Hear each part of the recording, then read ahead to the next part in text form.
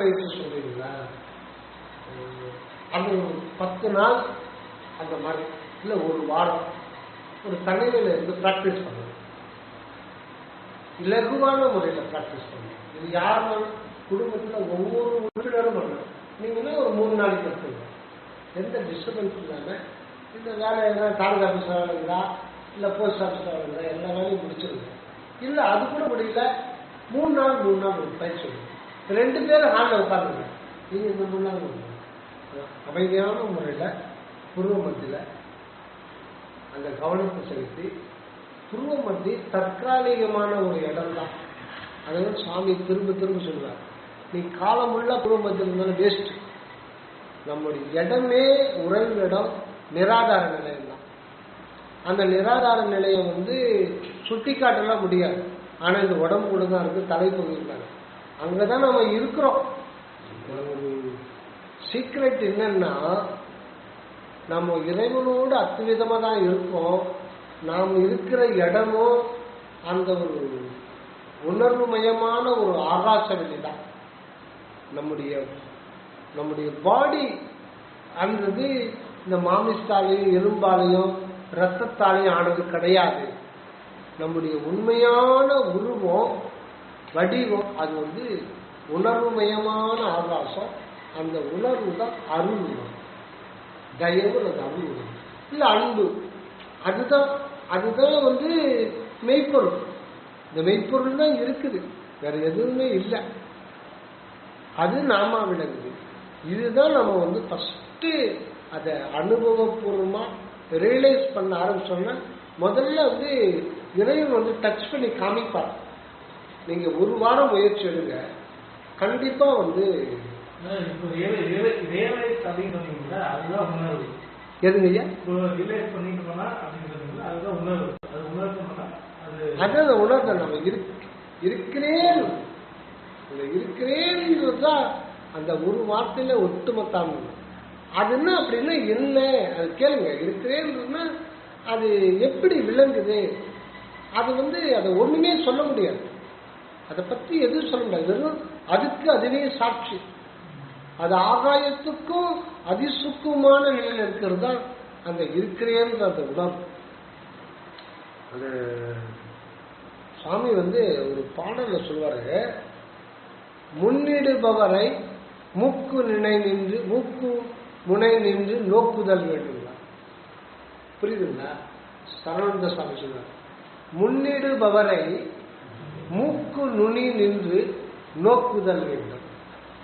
இதுல இந்த மூக்கு நுனி மூக்கு முனை இந்த ஒரு வார்த்தை வந்து பல இடத்துல வருது. இது காலங்காலமா தப்பா தான் பண்ணின்னு இருக்காங்க நிறைய பேர்.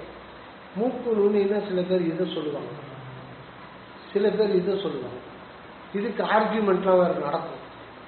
சில பேர் இந்த கண்ணை பாதி தன்னை இந்த மூக்கில் பார்ப்பாங்க. அப்படி பார்க்கும்போது உங்களுக்கு அந்த மனசு கொஞ்சம் அடங்கும். காலம் ஃபுல்லாக அந்த பயிற்சி பண்ணுவாங்க, ஏதோ ஒரு அனுபவம் கிடைக்கும். அந்த ஒளியை அது மாதிரி பார்ப்பாங்க. அது வந்து சில பேர் இங்கே வச்சு கண்டபடி தூக்கிடுவாங்க. உங்களுக்கு வந்து மொத்தம் அந்த கருப்பு இது இருக்குல்ல, அது மேலே போயிடும், வெள்ளையே தெரியும். பார்த்துட்டு ஒரு போட்டோ கூட பார்த்து வச்சுக்கணும். இந்த மாதிரி யாருங்க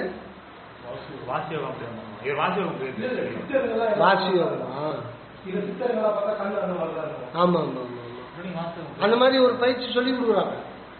அந்த வாசி யோகத்தில் கூட அப்படியே இது பண்ணிடுவாங்க. இதெல்லாம் ஒரு ஹடயோகம் மாதிரி, விசாரம் இல்லாத ஒரு மார்க்கம்.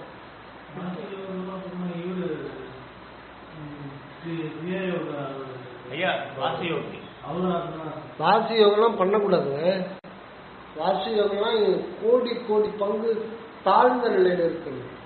சன்மார்க்க தியானத்துல வாசி யோகம்லாம் கோடி பங்கு தாழ்ந்தது. இந்த வாசி யோகம்லாம் நல்ல வாழ்க்கைக்கு உதவாது. உலக வாழ்க்கையில வாழ முடியாது, நீ கல்யாணம்லாம் படிக்க முடியாது. வாசி யோகம் திடீர்னு உடம்பு வந்து ஊப்பி போயிடும், சொல்ல முடியாது. கூட்டிடுச்சுன்னா திடீர்னு உப்பிடும், பல மாற்றங்கள் ஏற்படும், அது உபாதைகள்லாம் ஏற்படும். அது தப்பாலாம் இல்லை. அது வந்து உலக வாழ்க்கைக்கு ஒத்துக்காது. அது இயல்பான ஒரு நெறிமுறை கிடையாது. அந்த அந்த நம்ம கவனத்தை அங்க வைக்கணும். அது சாமி சொல்லுவாரு, முன்னிடுபவரை முக்கு முனை நின்று நோக்குதல் வேண்டும்.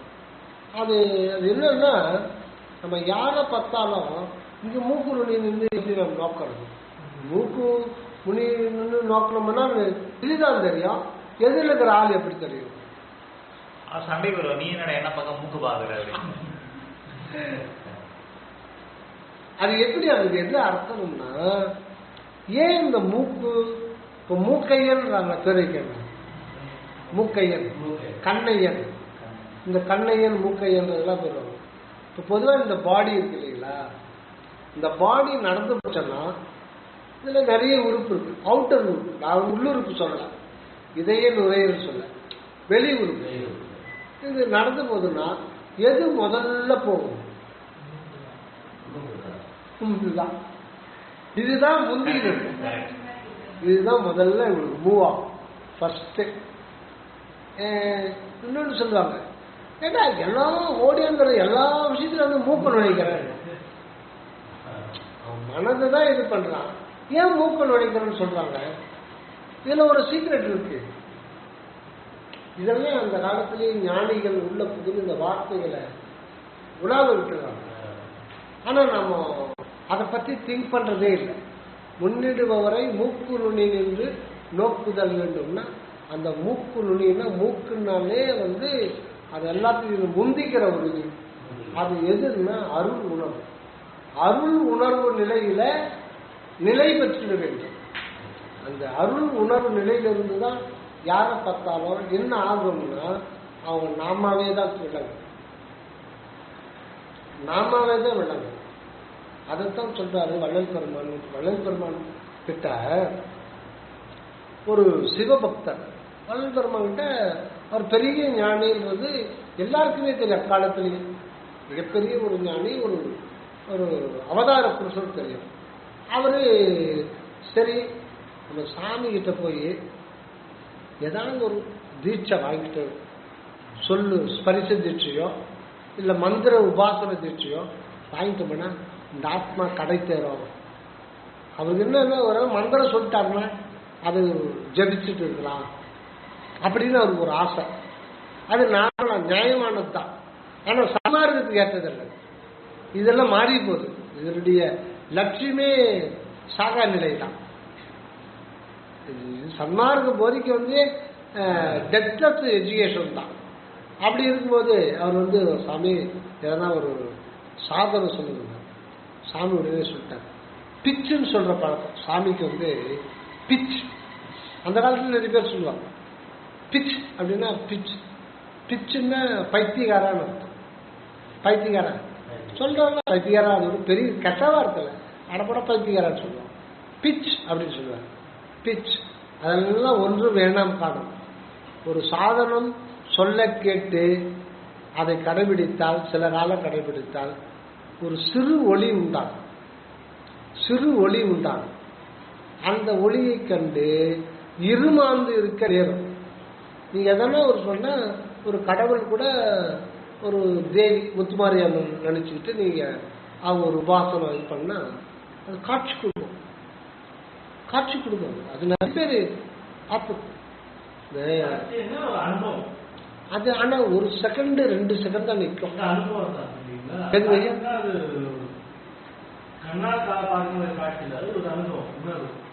அனுபவம் இல்லை, கண்ணுக்கே தெரியுங்க. நான் இங்க இந்து புத்தக கண்காட்சி ஒரு வாய்ப்பு கொடுத்தாங்க நம்ம சாமிக்காக. திருவான்மூரில் போட்டோம். அது ஒரு 10 வருஷம் மேலே ஆயிடுச்சு. அங்கே ஒவ்வொருத்தரும் போயிருந்தாங்க. ஒரு அம்மா காஞ்சிபுரத்துக்கு வந்துச்சு புக்கு வாங்கிறதுக்காக. அந்த அம்மா என்கிட்ட சொல்லிச்சு, ஐயா நான் யாருக்கும் சொல்றதில்லை, எனக்கு எல்லா கடவுள் தெய்வமே காட்சி கொடுத்துருக்கேன். 2 பேர் ஹஸ்பண்ட் அண்ட் ஒய்ஃப் வந்தாங்க. அவங்க ஐயர் மாதிரி இருக்கு. எல்லா தெய்வமே எனக்கு காட்சி கொடுத்துருக்கு. இருந்தாலும் எனக்கு தியானத்தில் முன்னேற்றம் இல்லை. எல்லா தெய்வமும் கொடுத்துருக்கான். முருகர், விநாயகர், எல்லா தெய்வமே அந்த அம்மாவும் காட்சி கொடுத்துருக்காங்க. எல்லாம் 1 செகண்ட் 2 செகண்ட். ஆனால் எனக்கு தியானத்தில் ஒரு இம்ப்ரூவ்மெண்ட்டே இருந்துச்சு. அப்புறம் சிவகுமார் இருந்தார். அப்போ அவர் புக்கு போயிட்டு நான் பார்த்துட்டு நீங்கள் புக்கு சர்ச் பண்ணிக்கிட்டேன். அப்புறம் அவர் பேசிட்டு இருந்தார். அது மாதிரி நிறைய பேர் காட்சி கிடைக்குது, கட்சிக்கிட்டாரு அந்த மாதிரி காட்சியெல்லாம் கிடைக்குது. அது எல்லாம் சிறு ஒளின்றார்.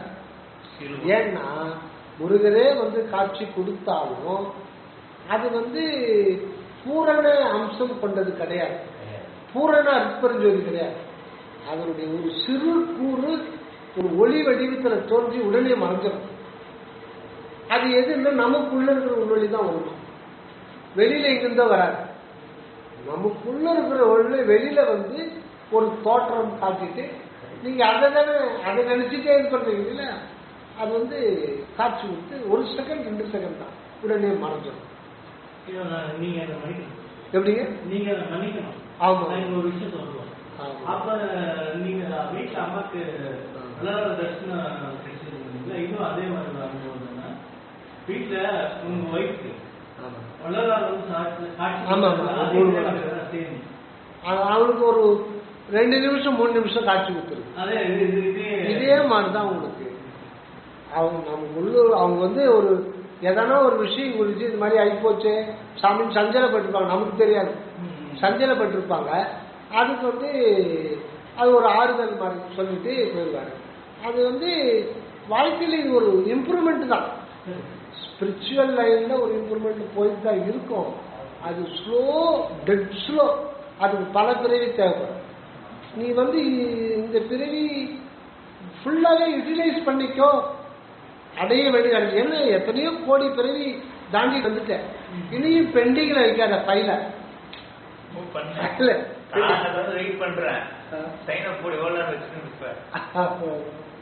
அதனால பெற வேண்டி பிறந்த இப்பிறப்பில் தானே நித்திய மெய்வாழ்வு பெற்றிடலாம். கண்டு நித்திய மெய்வாழ்வு மரணமில்லா பெறுவது. அதனால இப்பவே நீ இந்த காரியத்தை நீ முடிச்சிடும், இன்னும் பெண்டிங் வைக்காத. ஏன்னா அடுத்த பிறவி இந்த சூழ்நிலை நமக்கு கிடைக்குமா நமக்கு சொல்ல முடியாதுன்னு தான் சொல்றாங்க. அந்த ஒரு நிலையை சொல்றாங்க. இப்போ இது நான் என் காதல கேட்கும்போது ஆன்மாவும் கேட்குது இல்லைங்களா? சரிங்க. அந்த ஆன்மா ஏன் அதை உணர மாட்டேங்குது? அதை உணர்றதுக்கு ஏன் நம்ம பிரயத்னம் பண்ணணும்? நான் கேட்கிறேன். ஆமா. இப்ப அந்த ஆன்மாவும் கேட்குது. ஆமா. ஆன்மா ஏன் அதை உணர மாட்டேங்குது?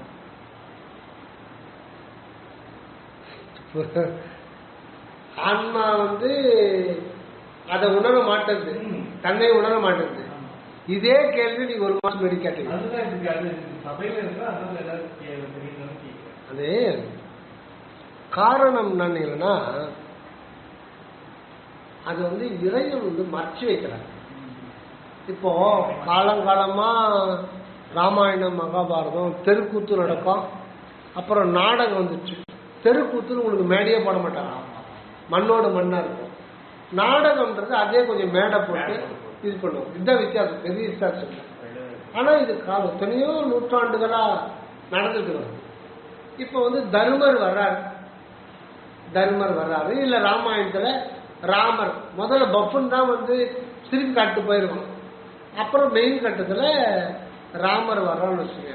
ஃபர்ஸ்ட் எடுத்துட்டே ராமரை காட்டுவாங்களா? என்ன பண்ணுவாங்க சொல்லுங்க.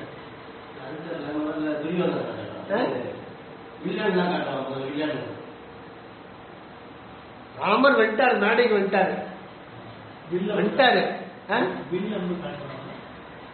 ஸ்கிரீன் போட்டு மறைச்சிடுவாங்க.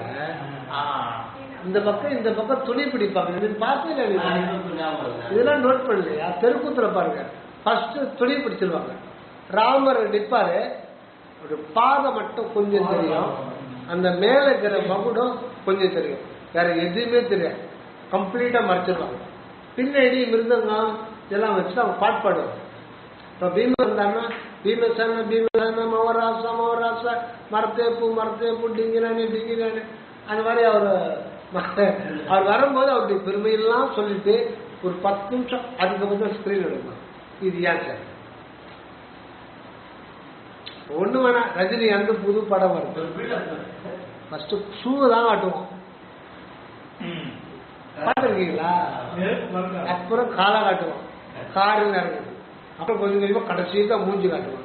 எத்தனை மூஞ்சி காமிக்கிறது, அதையே தான் ஃபாலோ பண்றாங்க. அப்படியே அது ஏன் சொல்லுங்க, உங்களுக்கு என்ன தோணுதா சொல்லுங்க. ஆவேசம் உங்களுக்கு கொஞ்சம் அது பார்த்தா ஒரு அந்த ஆர்வம் கியூரியாசிட்டி, ஒரு ஆர்வம். ஆர்வம் வருது. ரைட், அது ஒன்று. வேற கரெக்ட். அப்பதான் ஹீரோவே மரியாதை. எதுங்க? அப்பதான் ஹீரோவுக்கு மரியாதை. ஹீரோனா அந்த 10ஆம் பஸ்ட் இருக்கணும்ல. ஒரு ஆர்வம், ஒரு எதிர்பார்ப்பு. எதிர்பார்ப்பு. அதான் எதிர்பார்த்தா அது என்னன்னா, இப்போ இது ஒரு டீட்டெயிலாவே பார்க்கணும். கடவுள் வந்து காலம் கடந்தவர், அவர் எப்போ இருக்கிறவர். ஆனா விஞ்ஞானிகள் சொல்றது வந்து 17,000 கோடி ஆண்டுகளுக்கு முன்னாடி தான் இந்த பிரபஞ்சம் தோன்றுச்சு. அதுக்கு முன்னாடி வெட்ட வெளி இருக்குது. இந்த பிரபஞ்சம் தோன்றாத போது இந்த வெட்ட வெளியிலையும் அந்த அற்பெருஞ்சோதி நிறைந்துதான் இருக்கு, பரிபூர்ணமா தான் இருக்கு. அது எவ்வளவு காலமா இருந்தது? அந்த தம்பி கேட்டாப்ல கடவுள் எப்பொழுது உருவானார்? அது காலமே கிடையாது. ஏன்னா உருவானது எப்படி ஒரு காலம் அழிஞ்சுதான் போகும். உருவானது ஒன்று திடீரென்று முதல்ல உருவாக முடியாது. ஒரு மூலப்பொருள் இல்லாம உருவாக முடியாது. கடவுள் என்பது அவரே மூலப்பொருள். அந்த மூலப்பொருளை எந்த மூலப்பொருளை உருவாக்க முடியும்? ஒரு பொருளை உருவாக்கனா மூலப்பொருள் வேணும். மூலப்பொருளை எப்படி உருவாக்குவீங்க நீங்க? அது வரும், அது இயற்கையா இருக்கு. மூலப்பொருள் பூமியில இயற்கையா கிடைக்குது. அது மாதிரி இறைவன் வந்து அது ஒரு ஆதி மூலம். அது ஒரு காலம் கிடையாது. ஏன் காலம் கிடையாது, அது எப்படி ஒத்துக்க முடியும் அப்படின்னு தியானத்தின் மூலம் பார்க்கலாம். ஏன்னா உங்களுடைய இயல்பு என்னவோ அதுதான் மெய்ப்பொருளுடைய இயல்பு. மெய்ப்பொருள் இயல்பு நம் தலைநடுவில் பிரதிபலிக்கும். அங்க போய் பார்த்தா இது நாம எப்பவுமே இருக்குமேன்றது உங்களுக்கு அனுபவப்படும். அதை வச்சுக்கிட்டு தான் கடவுள் வந்து என்றும் உள்ளவர் சொல்லிட்டு ஞானிகள் சொல்றாங்களே தவிர அகண்ட வெளிக்கு போய் அந்த பூதாகாசத்துக்குள்ள போய் பார்க்க முடியல. இங்கிருந்தே தெரிஞ்சுக்கிறாங்க. எப்படி தெரிஞ்சுக்கிறாங்க? உன்னைப்பார் உனக்குள்ளே எல்லைப்பார். இது ஆண்டவர் எல்லார்கிட்ட கட்டளை. நீ முதல்ல நீ யாருன்னு பாரு. எல்லா ரகசியமும் உனக்குள்ளே அடங்கிருக்கு. எல்லா ரகசியமும் நான் தான். உனக்குள்ளதான் இருக்கேன் நான். உனக்குள்ள உனக்கு நான், நமக்குள் நாம், உனக்குள் நீயாக இருக்கிறார், நான் இருக்கிறேன். அதனால நீ வேறு நான் வேறுன்றத பிரிக்க முடியும். ஆக நம்முடைய இயல்பு அந்த சித்தாகாச வெளிக்கு நம்ம போய் நிராகாரத்தை பார்க்கும்போது அங்க அது சொல்ல உணர்வு உணர்த்தோம். இதே இது இப்படி இருக்கு, இது ஆரம்பம் இல்லை முடிவும் இல்லை, நம்ம பிறப்பு இறப்புன்னு நம்ம சொல்லிட்டு இருக்கோமே, அடாடா இது ரொம்ப பொய்யாச்சு.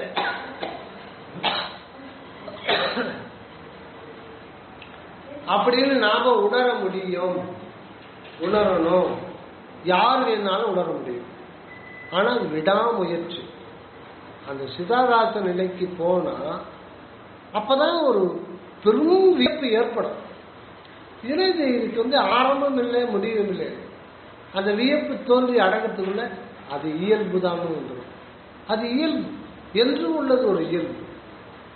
அப்போ நம்ம வந்து இடைவிடாத ஒரு முயற்சி, தியான முயற்சியில இருந்துகிட்டே இருந்தா அப்புறம் பயிற்சியே தேவைப்படாது. ஒரு கட்ட வரையில தான் பயிற்சி தேவைப்படும்.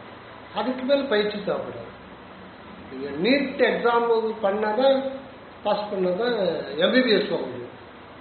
பாஸ் பண்ணிட்டு அப்புறம் நீட் எக்ஸாம் புக்கு நமக்கு தேவையில்லை, தூக்கி போட்டுருங்க. அதுக்கப்புறம் நீங்க எம்பிபிஎஸ் போகலாம், அப்புறம் எம்எஸ் பண்ணலாம், பிஹெச்டி பண்ணலாம், அதுக்கப்புறம் போயிட்டே இருக்கலாம். அந்த நுழையிறது தான் கொஞ்சம் கஷ்டப்படணும். நீட் எக்ஸாம் கஷ்டப்படணும். +2ல நான் மார்க் எடுத்தாலுமே சரி, நீட் எக்ஸாம்ல வந்து என்ட்ரன்ஸ்ல பாஸ் பண்ணணும். அதுக்கு தான் அது பேர் தான் பயிற்சி. அந்த பயிற்சி கூட கடினமான பயிற்சியை வள்ளலார் சொல்லல. தியானம்ன்ற வார்த்தை கூட அவர் எடுத்துடுறார். விசாரணை இந்த விசாரம் கிடையாது. நீ என்கின்ற அக விசாரம். அகவிசாரம் பண்ணி உள்ள போயிட்டே இருக்கணும். நம்ம இருக்கிறது ஒண்ணு இல்லைங்க, இந்த ஸ்தூலத்தன்மை நீங்கி அந்த உணர்வு நுண்மையா நுட்பமா மாறணும். உண்மை மனிதன்றது உள் உணர்வு தான் உண்மை மனிதன்.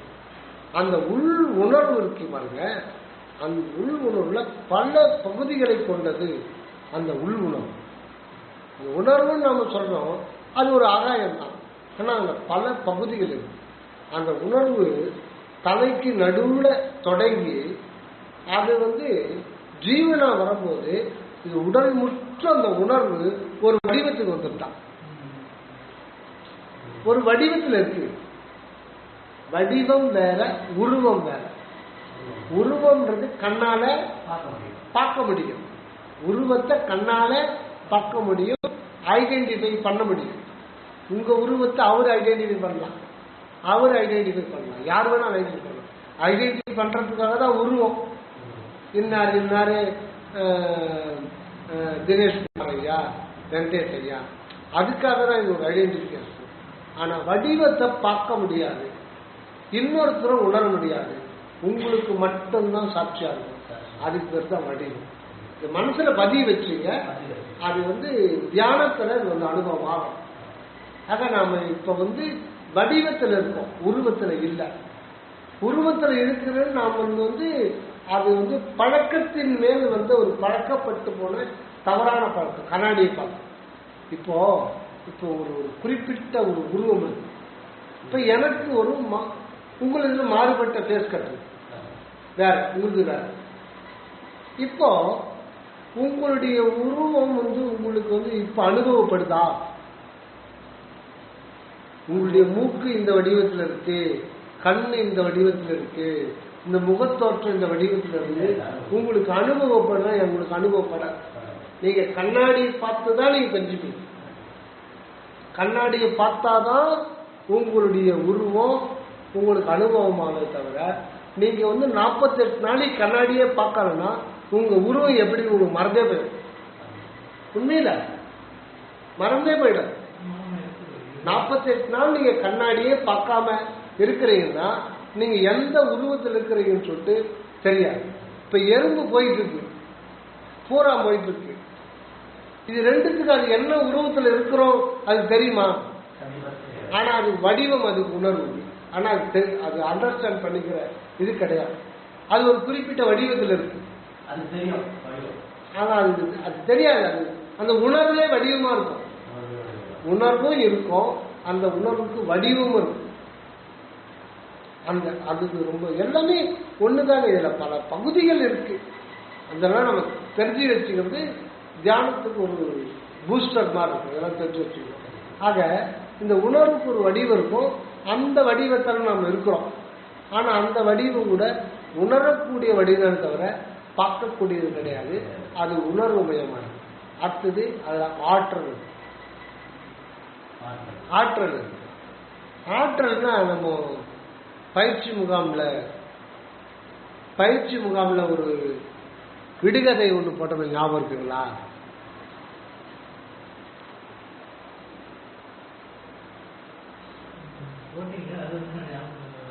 நீங்க ஞாபகம் இருக்கா? சரி, அதை முதல்ல சொல்லிடுவோம். ஒரு ஸ்கூல் பையன் 10th படிக்கிறான், எஸ்எல்சி. அந்த கிளாஸ் 10th எஸ்எல்சி. இப்போ 10th தானே, இப்போ காலாண்டு. அந்த பையன் மணிகண்டன். அந்த ஸ்கூல்லையே அவன் தான் குண்டா இருப்பான், ஹைட்டா இருப்பான். பசங்கள்லாம் குண்டு குண்டுன்னு தான் கூப்பிடுவாங்க. சிரிக்கவே மாட்டான். இன்னொருத்தர் சிரிக்க வைக்கிறதுக்கு அவன் பிரியப்படுவான், ஆனா அவன் சிரிக்க மாட்டான்.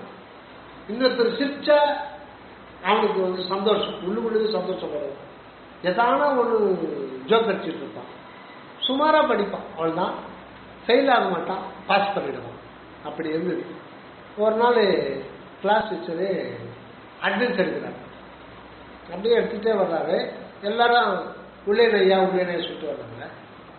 இவன் மணிகண்டன் பார்க்குறாரு. 4 நாள் கட்டத்தில் நின்று போட்டு எஸ்ஆர் இருந்தான். 4 நாள் ஆளு காணும். இப்ப எஸ்ஆர் இருந்தான். கும்ப எடுத்துட்டார், வஞ்சடாட்டு கிட்ட வந்துட்டார். ஒரே அடிக்கிறதுக்கு ஓங்குறாரு. 4 நாள் ஏன்டா வரல? கையை பிடிச்சி நான் வாத்தியார் கையை, சார் இருக்கு சார் கையை விடு, இருக்கு சார் கை ஒரு தமாஷான். நாங்கள் தைரியம் ரொம்ப போல்டாக இருக்கும், எதுக்கும் பயப்பட மாட்டான். எதுக்கு வரல சொல்லு, 4 நாள் வந்து லீவ் லெட்டர் கொடுத்தியா? இல்லை சார். முன்னாடியானா எங்களுக்கு சொன்னியா? 4 நாளைக்கு வரமாட்டேன் சொல்ல. சரி 4 நாள் கழிச்சு இன்னைக்கு வந்து காலையில் வந்து இந்த மாதிரி ஆகிப்போச்சு, மன்னிச்சுங்க சார் எதாவது சொல்லியா? எதுவுமே சொல்லு. எப்படி அதுன்னா இதுன்னா சத்திரமா, அது எஸ்எஸ்எல்சி படிக்கிற இது பண்ணுற என்னத்துக்கு வரல சொல்லு, கும்பெடுத்து ரெடி பண்ண சார் சொல்ற எதுக்கு வரல? என்ன பிரச்சனை? உடம்பு சரியா? இல்லை சார் நல்லா இருக்கு. என்ன பிரச்சனை சொல்லு. சொல்றேன் சார். பின்னாடி எல்லாரும் பார்க்குறான், ஒரு சுற்றி பார்வை பார்க்குறான், எல்லாரும் நம்ம நோட் பண்ணுறாங்க. அவன் இன்ட்ரெஸ்டே அதுதான். அவன் எதுக்கு நானும் லீவ் பண்ண ஆதரவு ஒன்றும் பண்ண போதில்ல, அவன் தைரியமாகறான். சொல்றேன் சார் சொல்றான்னா ஒன்றும் இல்லை சார், முட்டாள் சொல்றான், நடந்த உடம்பு கூட வருது சார். நடந்தா உடம்பு கூட வரும். எல்லா பசங்களும் சிரிச்சுட்டாங்க, இவரும் தாங்க முடியல, இவரும் சிரிச்சுட்டு அடடா நாமளே சிரிக்கிறது எட்டு திருப்பி ஒரே அடி போட்டார், திருப்பி பிடிச்சிக்கிட்டான். இப்போ நடந்தா உடம்பு கூட வருங்கிறது அவன் கிண்டலுக்காக சொன்னான்னா அதில் ஏதாவது ஆன்மீக கருத்து அல்லது உண்மை ஏதாவது இருக்குதான்? இது கேள்விப்பட்டீங்களா? உடம்பு சொல்லுவாங்க, அது நடந்த உடம்பு என்னடா ஸ்கூலுக்கு வர நடந்த உடம்பு கேள்விப்பட்டீங்களா? நீங்க கேள்விப்பட்டு சொல்லுவாங்க, இது நடந்த உடம்பு நீங்க கேள்விப்பட்டது இப்பதான் கேள்விப்படுறீங்களா? என்ன ஆச்சரியமா இருக்கு. நாங்க படிக்கும் போதே கேள்விப்பட்டிருக்கோம். அது சார் சொல்ல நடந்த உடம்பு கூட வரும். நடந்தா உடம்பு கூட தான் வரும், அதுல தனியே வரும். அது ஒரு அர்த்தம். ஏன்னா இப்ப நான் ஒரு 25 கிலோ சிப்பம் அரிசி எடுத்துன்னு போறேன். எடுத்துன்னு போயிட்டு சும்மா ஒரு அரை ஃபர்லாங் போறேன். வெயிட் தாக்க முடியல. இப்ப எனக்கு வெயிட் 70 கிலோ, அது 25 கிலோ தான். வெயிட் வலிக்குது. இறக்கி வச்சுட்டு அந்த வீட்டில் தென்னையில் உட்காந்துக்கிட்டேன். சரி, அப்புறம் ஒரு ஆட்டோ வந்து அதை வச்சுட்டு எத்தனை போயிடுவாங்க விட்டுரு, நான் வந்து நிறைய ஆளுங்க நான் உட்காடுறேங்க, அந்த வழியில் தான் விட்டுறாரு. இவர் போயிட்டாங்க. இவர் வெயிட் 70 கிலோ, இவர் வெயிட் 70 கிலோ. இவர் வெயிட் அவருக்கு வெயிட்டா தெரிஞ்சா ஏன் தெரியல. இது மட்டும் ஏன் வெயிட்டா தெரியுது? தூக்க முடியல. அவர் வெயிட் 75 கிலோ, அதுல 3ல் 1 பாகம் தான் இது. இதை தூக்கிற வெயிட்டு. ஆனா இவரு நடந்து போறாரு, ஏன்? அப்ப அந்த வெயிட் என்ன கணக்கு?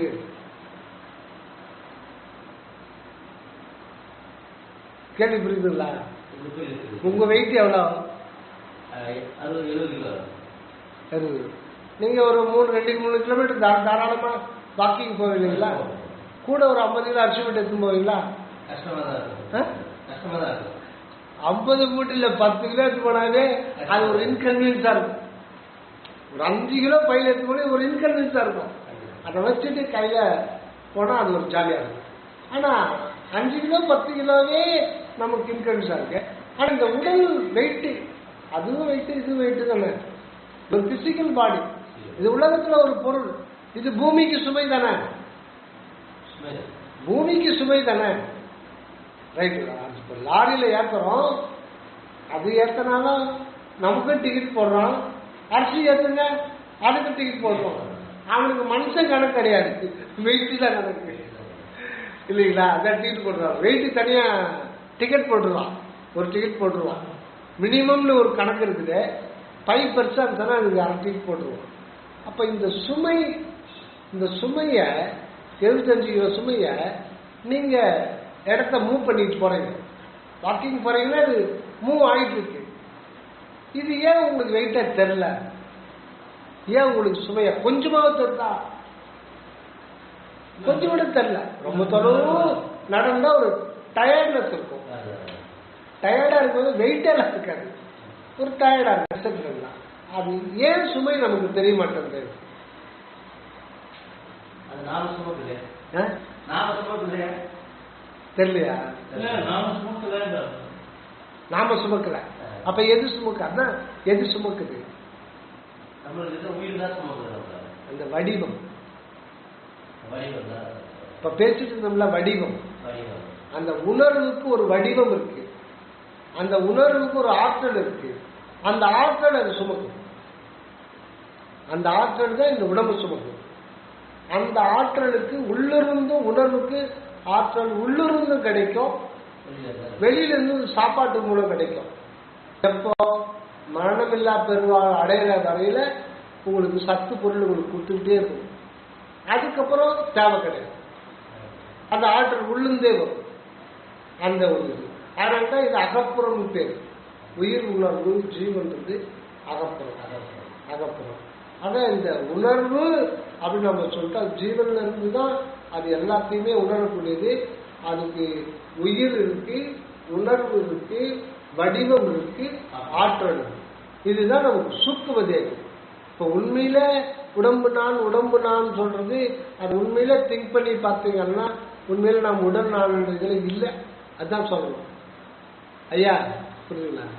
உடல் நான் என்ற உணர்வில் இருந்து விடுபட வேண்டும்ன்றதுல உண்மையில பார்த்தோம்னா நம்ம அதை ஈஸியா மாத்திக்கலாம். உடல் நான் என்ற உடல் நம்ம இல்லை. இந்த வடிவம் உங்களுக்கு தெரிஞ்சா இப்போ இல்லையே. நீங்க வடிவத்தில் இருக்கிற உருவத்தில் இல்லை. கண்ணாடியை பார்த்தா தான் ஒரு உருவம் தெரியும். அதே மாதிரி இப்ப நம்ம இருக்கிறோம் அப்படின்னா இந்த இது வந்து அந்த மொத்த மாமிசத்தை இது தாங்கிக்கிட்டு இருக்கு. காரணம் இது வந்து உணர்வு, உயிர், ஆற்றல், வடிவம் இதெல்லாம் சேர்ந்தது தான் அந்த உணர்வு என்கின்ற அந்த உணர்வு. அந்த உணர்வு அதுக்கு ரா மெட்டீரியலா இருக்கிற தனிப்பெருக்காது. அந்த கடவுளுடைய உணர்வு தான் இங்க வந்து ஆன்மாவாகவும் இருக்குது, ஜீவனாகவும் இருக்குது, மனமாகவும் இருக்குது, இந்த பஞ்ச பொருள்களாக உடம்பாகும். அதுதான் இங்க வாழ வந்திருக்கு, இங்க வாழ்ந்து கொண்டு இருக்கிறது அப்படின்ற உணர்வு தான் தியானத்தின் உணர்வு. அத நான் இருக்கிறேன் அப்படின்ற ஒரு உணர்வு அந்த தொடர் நிகழ்ச்சி மெய்ப்பொருள் வெளியினுடைய தொடர் நிகழ்ச்சி தான் நமக்கு உணர்வு என்கின்ற சுடர். அது சுடர் தான். எப்படி நம்ம அந்த முன்னாடி வெளிச்சம் ஃபுல்லா பரவிட்டு இருக்கோம், அது மாதிரி இது வந்து உணர்வு என்கின்ற சுடர் வந்து தடுத்து நிறுத்தவே முடியாது. கடவுள் இருக்கிறாருன்னா நாம இருந்துதான் ஆகணும், வேற வழி கிடையாது. ஏன்னா அது இந்த உணர்வு இரண்டு பகுதிகளானது. ஒன்று தான், ஒன்று நான். விளக்கு அவரே நான் என்கின்ற சுடராக இருந்து இந்த உலக அடுப்புகளை ஏற்றுக்கொள்கிறார். இது வந்து பொய்யானது அப்படின்னு உணர்ந்த பிறகு நம்ம இந்த உணர்ந்து உகரத்தை அகரத்தோட 2 8ஓட சேர்த்துட்டோம்னா நித்திய வாழ்வை பெற்றுக்கொள்ளலாம். அதுதான் 8ஓடு 2 சேர்த்து எண்ணுதல். கொஞ்சம் கேட்கறது கஷ்டமா இருக்கு. சொல்லுங்க. மூக்கு நுனின்றது பார்க்கணும் அப்படின்னு சொன்னீங்கல்ல, மூக்கு நுனின்றதே அருள் உணர்வு தான். மூக்கு நுனி அந்த அருள் நிலையிலிருந்து தான் நம்ம பார்க்கணும் அப்படின்றதுங்களா? அந்த அருள் உணர்வு நிலையில் தான் நம்ம இருக்கிறோம்ன்றாரு. அது புதுசா அடைய வேண்டியதெல்லாம் கிடையாது. ஆமா, அந்த அருள் உணர்வு தான் முதல் அணு. நம்ம இந்த வாழ்க்கை ஆகட்டும், மனமாகட்டும், அனுபவமாகட்டும், இன்ப துன்பங்களாகட்டும், எல்லாத்துக்கும் காரண கர்த்தா ஒரு அணுநிலை. அந்த அணுநிலை தான், அணு வடிவம் தான் கடவுளுடைய உணர்வு. அந்த உணர்விலிருந்து சுடர் சதா வெளியில வந்து நம்ம இதயத்தை இயக்குது, நுரையீரலுக்குது, சகல காரியங்களும் வந்து அந்த அணு வடிவம், கடவுளுடைய அணு வடிவம். அதுதான் தனிப்பெரும் கருணை வடிவம் தான் இயக்கிட்டு இருக்கு. அதுதான் வரலாறு அருள் விளக்கு தான். அந்த அருள் விளக்கு அதனுடைய இயல்பு சுடரை அனுப்புதல். அதனுடைய சுடர் தான் இந்த உடம்பு ஃபுல்லா பரவி நமக்கு வந்து உணர்வுல உயிர், உணர்வு, ஆற்றல், வடிவம் அனுபவம் எல்லாமே இந்த அருள் சுடர் நிலை, அந்த உணர்வு நிலையில் தான் எல்லாமே இருக்கு. அது வந்து நம்ம அது தொடர் நிகழ்ச்சின்றத நம்ம அது உணரும்.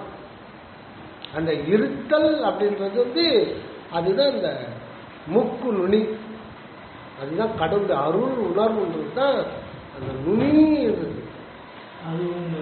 இந்த நோக்கரிய நோக்கே நுணுக்கரிய நுண் உணர்வு, நுண்ணுணர்வு நிலைக்கு நம்மை மாற்றிக்கொண்டால் அனைத்து விதமான சோதனைகளிலிருந்தும் விடுதலை பெறலாம். நித்திய வாழ்வு அந்த நுண்ணுணர்வு நிலையில் தான் நமக்கு கிடைக்கும். அதுதான் நூல் அப்படின்னு சொல்றது.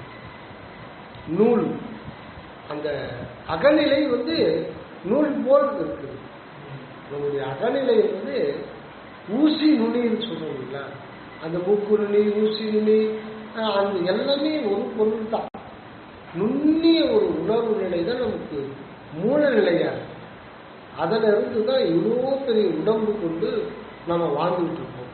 நமக்கு அனுபவம் எங்க ஏற்படுதுன்னு பார்த்தீங்கன்னா மிக மிக மிக மிக மிக நுண்ணிய ஒரு குண்டூசி நுனியில அதை விட மிக சிறியதுதான் அந்த உணர்வு. அங்கத்தான் நமக்கு எல்லா விதமான உணர்வு அனுபவங்களும் அங்கதான் ஏற்படும்.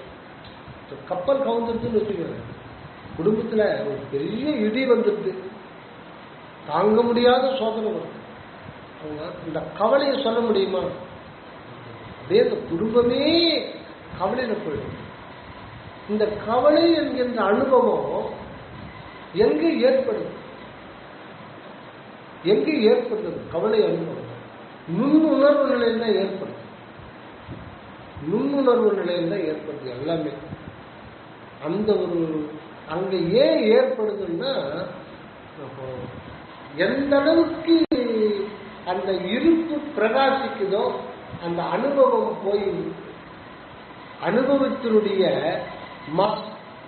அந்த வேவ்ஸ் ஆஃப் எக்ஸ்பீரியன்ஸ் போதுங்கள, அது எந்த அளவுக்கு அதனுடைய பவர் இருக்கோ அந்த அளவுக்கு இருப்பு பிரகாசம்.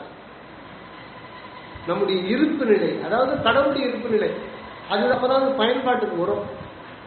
இப்ப தொட்டா சிலை இங்க இருக்குன்னா தொட்டா தொற்றிக்கும். இப்ப அதனுடைய இருப்பு நிலை இப்ப பிரகாசிக்குது. அனுபவம் இப்ப 3 அறிவு எறும்பு இருக்கு, அது வந்து வாசனை தொட்டா தொற்றிக்குது, சுவை, அதுக்கு வந்து இன்ப அனுபவம் அதிகம். இப்ப அதனுடைய இருப்பு நிலை அதிகமாக பிரகாசிக்கும். இதுதான் கடவுளுடைய நோக்கமே தான்.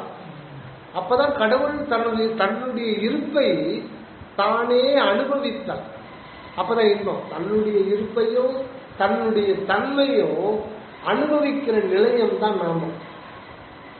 ஆன்மான்றது என்னன்னா கடவுளுடைய இருப்பையும் அன்பு இருப்பையும் கடவுளுடைய அருள் தன்மையும் அனுபவித்து அனுபவித்து நாம் பயன்படுத்தி பேரின்ப நிலை உருவதற்காக அந்த ஆண்டவருக்கே ஆன அவருடையதான நிலையம் தான் அந்த ஆன்ம நிலை. அவருக்கே சொந்தமானது. இல்லை நான் என்று சொல்வதற்கு ஒன்றுமே இல்லை. அப்போ எந்த அளவுக்கு அனுபவம் வந்து அது பிரஷரோட போதும் அந்த அளவுக்கு இருப்பு பிரகாச ஆரம்பிக்கும். அந்த இருப்பு பிரகாச ஆரம்பிக்கும். இருப்புன்றது யாரு? கடவுளுடைய இருப்பு. அதான் மணிவாசன் சொல்லுவார், என்னையும் இருப்பது ஆக்கினான். போற்றி திருவகளையும் வீழ்த்தி திருவகளையும் வரும். என்ன அது என்னையும் இருப்பதாக்கினான். அது பரிபூர்ணமா பிரகாச ஆரம்பிக்குது.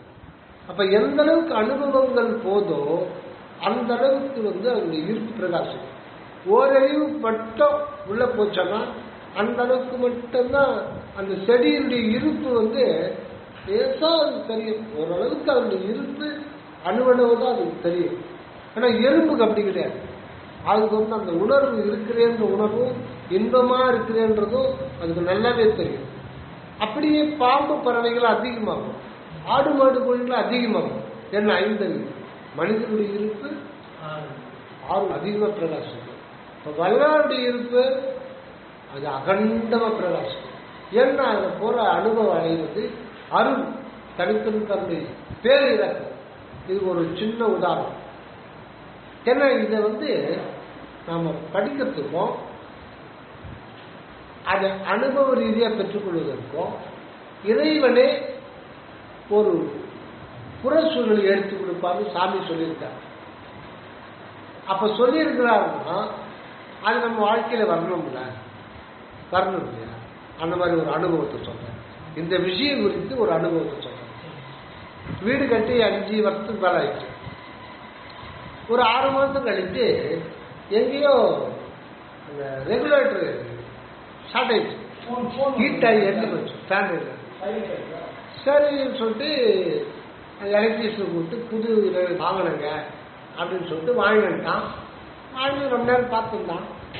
ஃபேன் இது தானே சரிப்பட்ட சார் அப்படின்னு போயிட்டான். சரி அது ரெகுலேட்டர் அது காசு கொடுத்து அனுப்பிச்சிட்டான். அப்போ இந்த ரெகுலேட்டர் சின்னதாக இருக்கு, அதில் 4 இது இருக்க முடியா அது சரின்னு சொல்லிட்டு அவன் போயிட்டு சாயந்தரமா அது வந்து நான் இது பண்ணலை, வேற ரூமில் தான் அந்த ரூம் போய் சாயந்தரமா விளக்கு போடணும்னு சொல்லிட்டு சுவிட்சு போட்டேன். விளக்கு சுவிட்சு ஃபேன் சுவிட்சு எடுத்து போட்டேன். இது என்ன பண்ணான்னு தெரியல, இந்த விளக்கு சுவிட்சையும் ஃபேன் ரெகுலேட்டர் சுவிட்சையும் 2 கனெக்ட் பண்ணி விட்டுக்கிறான். அது எப்படியா அது கனெக்ட் ஆகிடுது. இந்த லைட்டு வந்து ஃபேன் ரெகுலேட்டர் ஃபேனுக்கும் இதாகுது, லைட்டுக்கும் ஒர்க் பண்ணுது. நான் இது வரல பார்த்ததில்லை. நான் சுவிட்சு போடுறேன், இது ஒன்று சுற்றுது, 60 வாட்ஸ் பல்பு ரொம்ப டிம்மாக இருக்கு. என்னடா இது டிம்மாக இருக்கு, ஒன்றும் புரியல எனக்கு. சரி என்னவோ தெரிஞ்சுட்டு சரி இந்த ஃபேன் அது அப்படி சுற்றுங்க 2ல வச்சா கொஞ்சம் பிரகாசம் இருக்கு. எனக்கு ஆச்சரியம், நான் இதுவரை பார்த்ததில்லை. இவ்வளவு வயசாகி போச்சு, அப்பதான் 56 வயசு. இவ்வளவு வயசுல இது மாதிரி ஒரு பார்த்ததில்ல. இது மாதிரி கூட இருக்குது போல இருக்கு. லெதர்ல இருக்கும்போது எதுக்கோ சொல்ல வந்து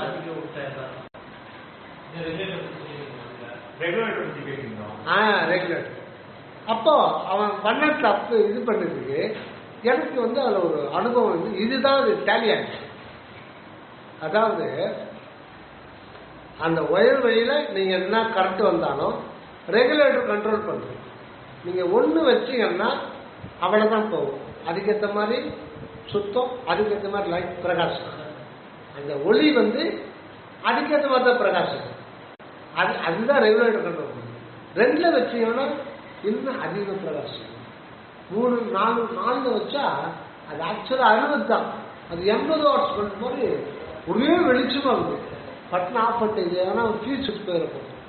அப்போ இதாவதுன்னா நமக்கு எந்த அளவுக்கு அனுபவங்கள் வந்து புறத்திலிருந்து உள்ள போதோ அந்த அளவுக்கு இருப்பு, ஆன்மாவின் இருப்பு, மெய்ப்பொருள் இருப்பு அப்பதான் கொஞ்சம் கொஞ்சமா வெளிவர ஆரம்பிக்கும்.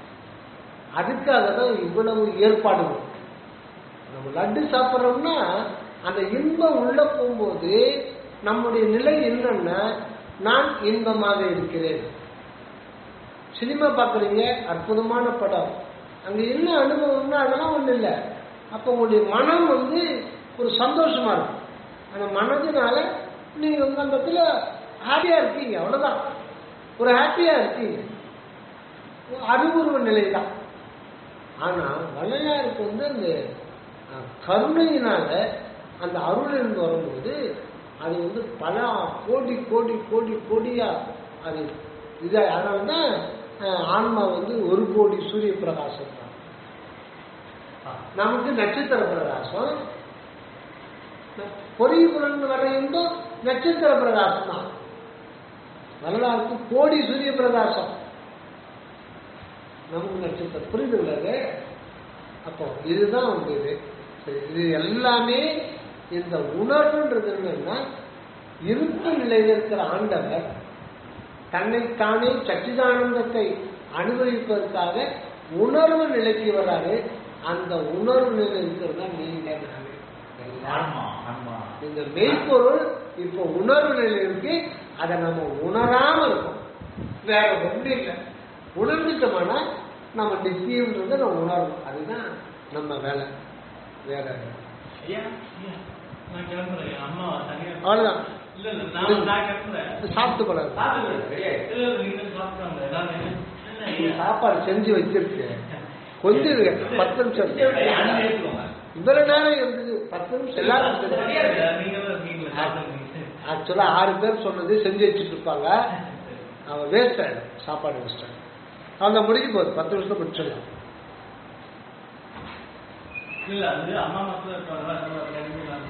அது இது சொல்லிட்டு காலம் தாழ்க்காது. எவ்வுயிரையும் தம்முயிர் போல் பாவிக்கின்ற உணர்வை வருவித்துக் கொள்ள வேண்டும். இப்ப பாருங்க, இது சொல்லல நம்ம அதை இடையில விட்டுட்டோம். எவ்வுயிரையும் காலம் தாழ்க்காது, எவ்வுயிரையும் தம்முயிர் போல் பாவிக்கின்ற உணர்வை வருவித்துக் கொள்ள வேண்டும். இதுவே முதற் சாதனம். முதல்ல சாதனம் ஒன்று வேண்டான்ட்டார், ஆனா முடிக்க வேண்டும். இதுதானா முதற் சாதனம். அப்ப இன்னும் இருக்குன்னு அர்த்தம். அப்ப இதுதான் எவ்வுயிரையும் தம்முயிர் போல் பாவிக்கின்ற உணர்வு. அந்த உணர்வு எந்த உணர்வு? மன உணர்வு தான். மனதால முடியவே முடியாது. அணுவளவு அவங்க நம்ம மாதிரி ஒரு உயிர் தன்னா தவிர அந்த உயிர் நாம மாற்ற முடியாது. எவ்வுயிரையும் தம்முயிர் போல் பாவித்தல் அப்படின்னாலே அத பயன்பாட்டுக்கு தன்னுடைய சொந்த அனுபவத்துக்கு கொண்டு வருதல் அர்த்தம். அந்த உணர்வை வருவித்துக் கொள்ள வேண்டும் தான். அதுதான் அருள் உணர்வு. உணர்வு என்றாலே மெய்யுணர்வு, அருள் உணர்வு. இதுதான் உண்மை. இதுதான் உணர்வு பற்றிய என்னுடைய தலைப்பு.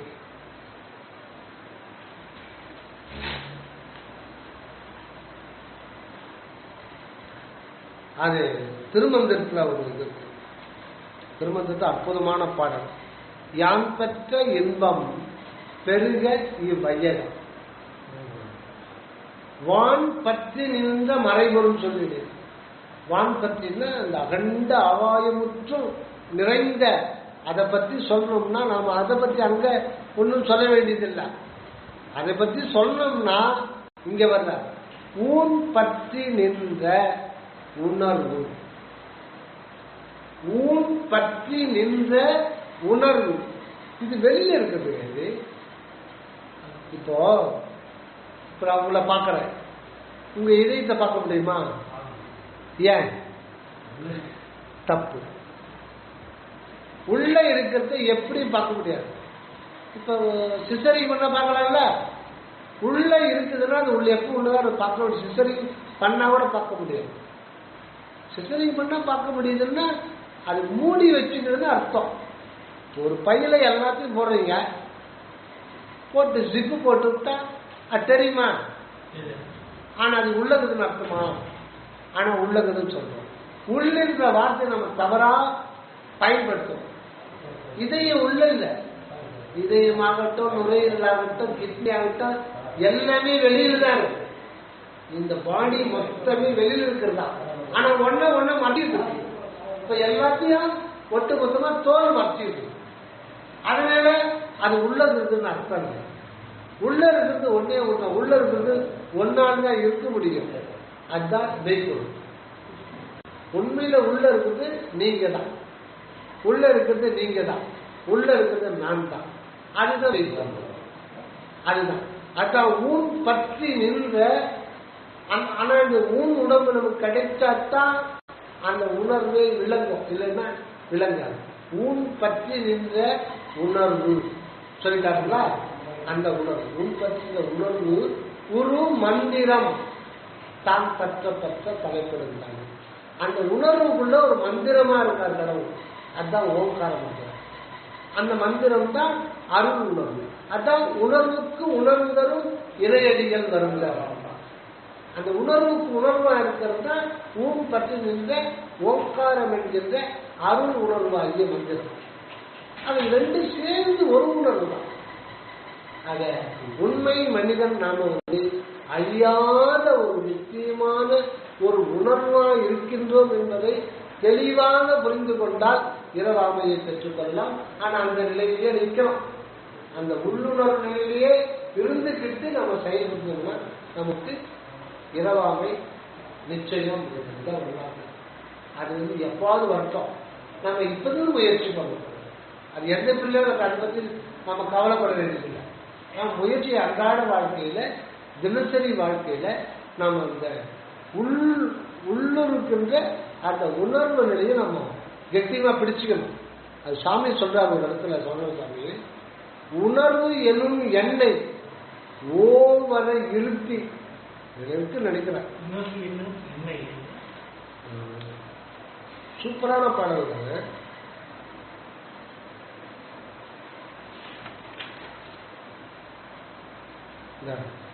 உணர்வு எனும் எண்ணெய் ஓவரை இருத்தி, அதாவது ஓய்வு மொழியே இருக்கக்கூடாது. அந்த எந்த நம்ம உணர்வா இருக்கிறோம், அதுதான் கற்பு நிலை. நாம் எதுவா இருக்கிறோமோ அதுவாகவே இருக்கணும், அதுதான் கற்பு நிலை. அது மறைஞ்சு இருக்கிற ஒரு நிலை, அகமறைஞ்சு இருக்கிற நிலை, அதுதான் களவு நிலை. அந்த களவு நிலையும் கற்பு நிலையும் நம்ம மெயின்டைன் பண்ணோம்னா நமக்கு இறப்பு இருக்குது. இதுதான் வரலாறு சொல்ற சன்மார்க்கனுடைய சிக்கல். கற்பனையில கருணை நம்பையா இருக்கணும். எதுக்கு கற்பனையில உண்மையா நம்ம இருக்கணும், கருணையிலேயே நம்ம இருக்கணும்னா என்ன அர்த்தம்? கற்றது கற்பு நிலையை நம்ம உண்மையான நிலை அதுல இருக்குன்னா, கற்பு நிலையிலிருந்து உண்மை நிலையிலிருந்து வழுவாது இருந்த கற்பு நிலை. களவு நிலையிலிருந்து அகமறைந்து இருத்தல். உங்களுடைய நிலை வந்து நிராகார நிலையில் தான் இருக்கு. உங்களை நீங்க தான் பார்க்க முடியும், உங்களை நீங்க மட்டும்தான் உணர முடியும், உங்களை நீங்கள் மட்டும்தான் அனுபவிக்க முடியும், உங்களுக்கு நீங்களே தான் சாட்சி. அதுதான் களவு நிலை. பிரித்தியார்ன்ற ஒரு கிடையவே கிடையாது, பிரிதி என்ற ஒன்று நிலை, அதுதான் களவு நிலை. அதான் களவும் கற்று மர. சாமி நல்ல அருமையான சொல்லுவாங்க, களவும் கற்று மர. பிரித்து தொழில கூட நீ கற்றுக்கோ, ஆனா அப்புறம் மறந்துடுன்னா. இப்ப நான் வந்து சின்ன வயசுல சைக்கிள் ஓட்டினேன், இப்ப கூட என்னால சைக்கிள் ஓட்ட முடியும், அது மறந்து போகுமா? மறக்காது. அது கத்துக்கணும், ஒரு முறை கத்துக்கணும், அது மறக்காது. நான் எப்போ வேணாலும் ஓட்டுவேன். இது வந்து சைக்கிள் ஓட ஒரு பிரச்சனை இல்லை, இது பஞ்ச பாடகங்கள்ல ஒண்ணு. இது பஞ்ச பாடகளை செய்யாதன்னு சொல்லிட்டு களவும் கற்று மரன்னா அது என்ன நியாயம்? இந்த களவு நிலை.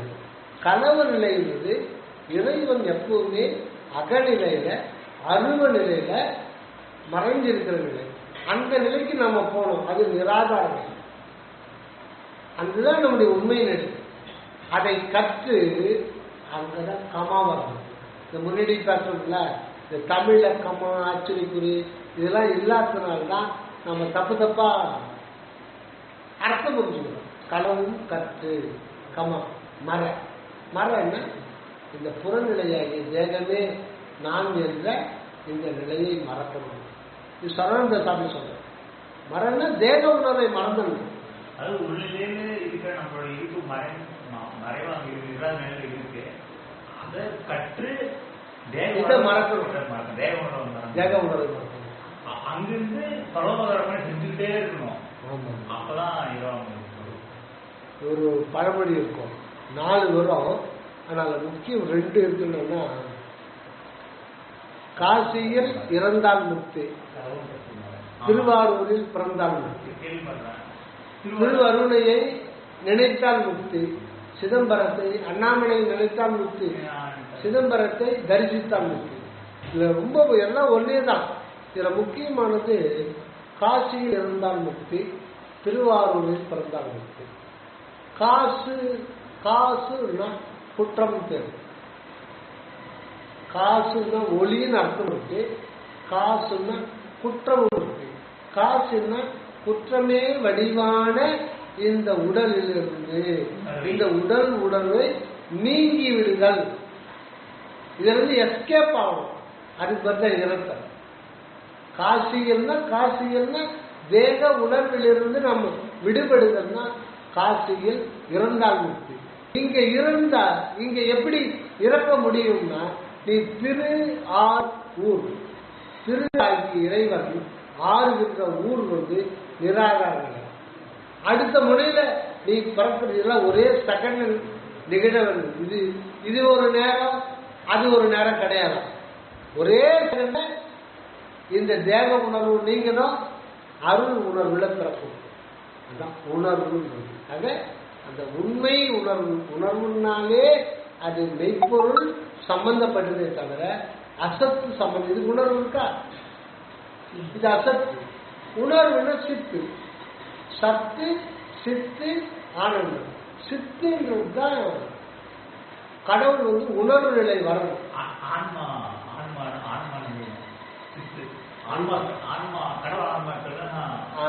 கடவுள் தயம். அந்த இந்த சிற்ஜோதியில் இயல்புரு ஆதி அங்கம் என்ற அகமது வருதுங்களா?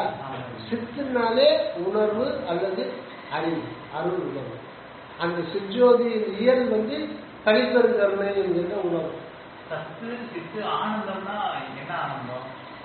ஆனந்தம்னா கடவுளுடைய இருப்பே ஆனந்தம் தான். அவர் இருப்பே ஆனந்தமாத்தான் இருப்பார். ஆனா அதை அனுபவிக்கணும்னா இந்த சித்து தவறும் உணர்வுல தான் அவர் அதை அனுபவிக்கணும். இப்ப சக்கரை இனிப்பாதானே இருக்கும். அதே மாதிரி இறைவன் அவர் இருப்பே இன்ப இருக்கு. ஆனால் அனுபவிக்கிறதுக்கு கடவுளாக தேவைப்படும்.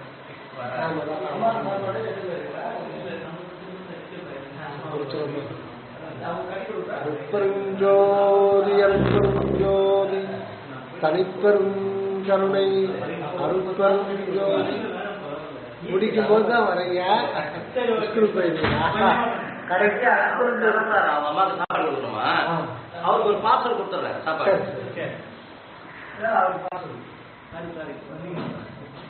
மாமா போன் பண்ணிருக்காரு, நான் கவனிக்கானா நீங்க நான் இப்ப பார்த்து மிக்ஸ் அதான் இப்போ எனக்கு அம்மா என்ன பண்றாங்க